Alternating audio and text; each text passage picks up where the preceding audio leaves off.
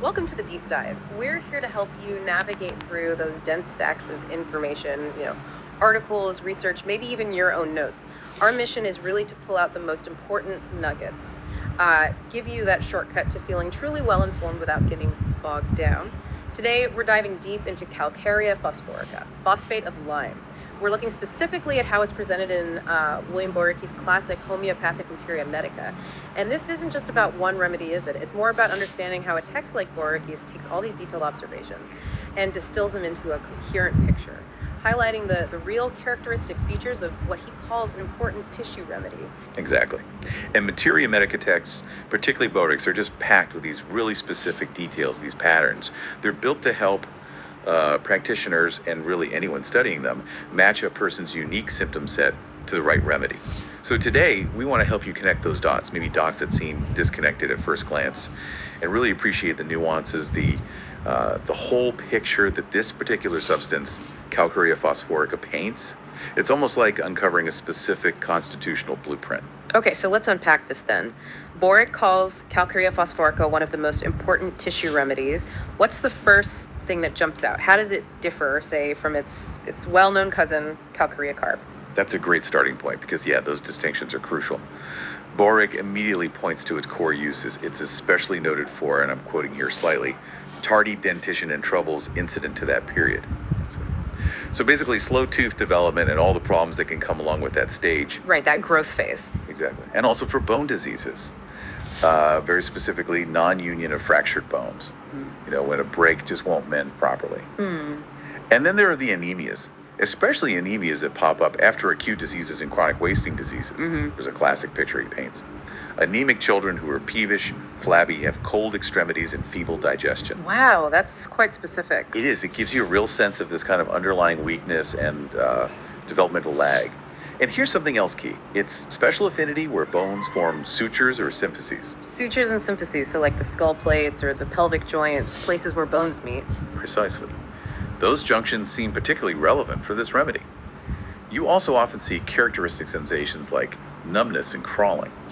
Now, it does share some ground with calcarb, like Boericke mentions a, quote, tendency to perspiration and glandular enlargement. But calc-forus often seems to go deeper into that structural framework, the bones themselves. Boericke also links it to conditions like scrofullosis, an old term, sort of related to glandular TB, chlorosis, which was a type of iron deficiency anemia, often in young women, and phrasis, basically pulmonary tuberculosis. Again, all conditions suggesting chronic weakness or problems with building healthy tissue. Okay, so even just from that introduction, you really start to see its focus. It's very much about growth, structure, vitality, and this kind of chronic weakness, maybe a difficulty in building things up properly. That's a great way to put it. A fundamental vulnerability in the body's ability to build and sustain itself.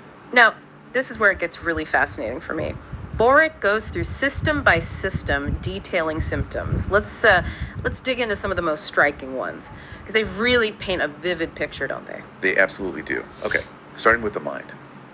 The state describes often peevish, forgetful, and notably after grief and vexation. So an emotional trigger there. Yes, and there's this peculiar restlessness, always wants to go somewhere, like they're seeking something, maybe change or escape through movement. Interesting. What about the head? You mentioned sutures earlier. Yes, and the headaches often reflect that. They're described as worse near the region of sutures and also worse from change of weather. This is apparently common in school children, especially around puberty. Weather changes, that's a big one. It is for this remedy. Boericke also points out physical signs like fontanelles remain open too long, or cranial bones soft and thin, clear developmental issues, other things listed under head, defective hearing, headaches that come with abdominal flatulence. Yes, connected to headaches. Seems so, according to the profile, and also a sensation of the head hot with smarting of roots of hair. Okay. Moving down, what about the stomach and abdomen? Sounds like digestion might be a key area. Definitely. It suggests a real difficulty in assimilation. For babies, you might see they constantly want to nurse, but they vomit easily. And here's one of those really specific, almost quirky symptoms. A strong craving for bacon, ham, salted, or smoked meats. Really? That specific? That's specific. It's one of those unique markers. Also, much flatulence. But interestingly, it's temporarily relieved by sour eructations. So sour burps bring some relief. We also see great hunger with thirst and heartburn. And the abdomen itself. Often colicky pain at every attempt to eat.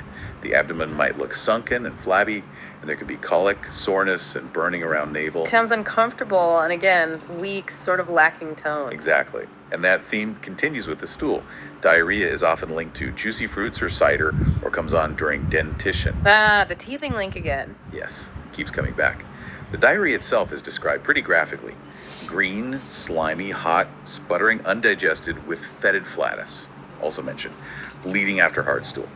And quite significantly, fistula in an O. That's an abnormal passage near the anus, right? Correct.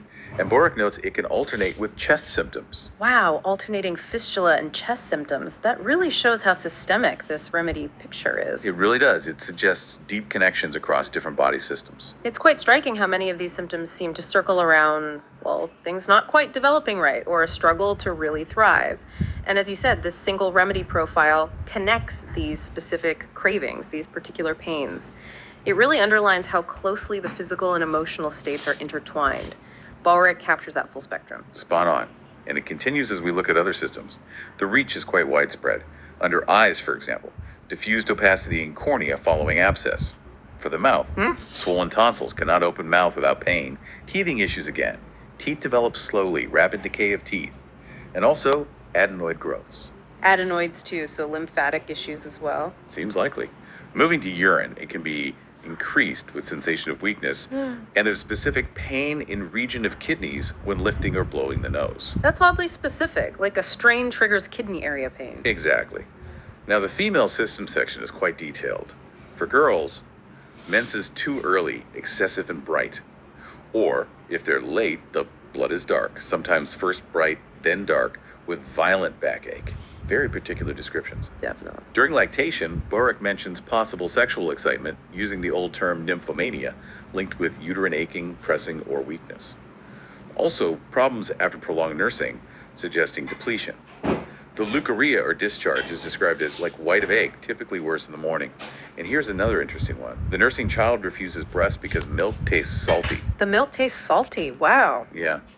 And finally, prolapsus in debilitated persons, pointing again to that lack of tissue tone. Okay, what about breathing? Respiratory system. Under respiratory, involuntary sighing, a general feeling of the chest sore, a suffocative cough, better lying down, also hoarseness and pain through lower left lung. Sighing, interesting. And the musculoskeletal system. Neck, back, limbs. For the neck and back, rheumatic pain from draft of air with stiffness and dullness of head, and soreness in sacroiliac symphysis as if broken. The SI joint, another one of those symphyses you mentioned earlier. Exactly, and for the extremities.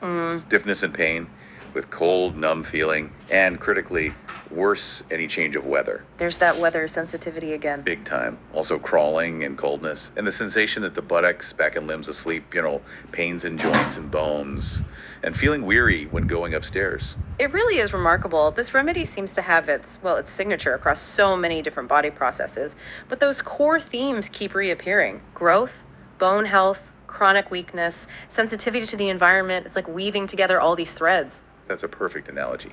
And to really understand how to use this knowledge, we have to look at the modalities. Those are the factors that make symptoms consistently worse or better. Right. For Calcarea phosphorica, the weather connection is paramount. Symptoms are distinctly worse. Exposure to damp, cold weather, melting snow. Melting snow specifically. That's what Boericke notes. Very specific observation. Conversely, things are better in summer, warm, dry atmosphere. So this remedy picture really highlights a fundamental sensitivity to cold and damp. Okay, so knowing all this, how does it fit into the bigger picture? How do we differentiate it? What does Boericke say in the relationship section? Ah, yes, the relationships. This section is vital for context. He lists complementary remedies, ones that work well with or follow calphos like ruta and hebar. But the real value often lies in the comparisons, helping you distinguish it from remedies with similar features. Like differentiating it from other calcium compounds, perhaps? Exactly, and others too. For instance, he compares it to Calcar hypophosphorosa. Yeah. This one is apparently preferred when the body needs extra phosphorus due to, say, continued abscesses having reduced the vitality.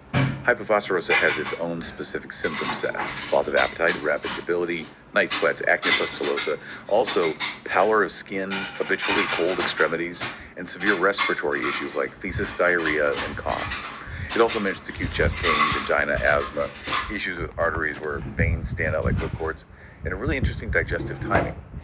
Attacks of pain occurring 2 hours after meals, which get better from a cup of milk or light food. Fascinating how specific these differentiations can be. They really are. He also mentions Chiranthus specifically for effects of cutting wisdom teeth, a much narrower focus than Calphos's general dentition issues. Then there's Calcarea renalis, or lapis renalis, kidney stone material, basically. Used for things like arthritic nodosities, Riggs disease, an old term for gum disease, reducing tartar on teeth, and of course, gravel and renal calculi, kidney stones. And Conchylion, which is mother of pearl, this is noted for osteitis, bone inflammation, and has a broad action in bone problems, especially when the growing ends are affected. Also for petechiae, those little pinpoint bleeds under the skin. So, more bone focus, but maybe slightly different emphasis. Seems so. And then he briefly lists comparisons to silica, sorin, and sulf. Each of those is a whole world unto itself, of course, with very distinct profiles. Right. And finally, what about the dose? Boericke suggests the first to third trituration. These are generally lower potencies, prepared by grinding the substance with lactose. But he adds a crucial note: higher potencies often more effective. This suggests that Calphos can work not just on the immediate physical level, but potentially on a deeper constitutional level too. It's really clear how vital these comparisons and relationships are for anyone trying to apply this knowledge. It's about precision, isn't it? Finding that unique fingerprint of symptoms and modalities that point specifically to Calcarea phosphorica amongst all the possibilities, it's quite a system of fine distinctions. Absolutely, it demands careful observation and differentiation. So, to wrap up our deep dive today on Calcarea phosphorica, we've seen its strong connection to bones, to growth, especially during crucial periods like teething or puberty. We've seen that distinct sensitivity to damp, cold weather, and how Boericke's text weaves together all these seemingly separate symptoms, mental, emotional, physical, into one coherent, recognizable pattern. Exactly. And starting these detailed historical texts like Boericke's Materia Medica really underscores the value in understanding not just specific remedies, but broader physiological patterns. It's a deep exploration into how knowledge gets distilled, how connections are made between, mind, body, and even environment. It's quite profound, really. It really is. So, thinking about that environmental link, how Calcarea phosphorica is so affected by things like damp, cold weather, here's a thought to leave you with. What does this deep dive suggest to you about the interplay between our own internal states, our health, our mood, our resilience, and the environment around us?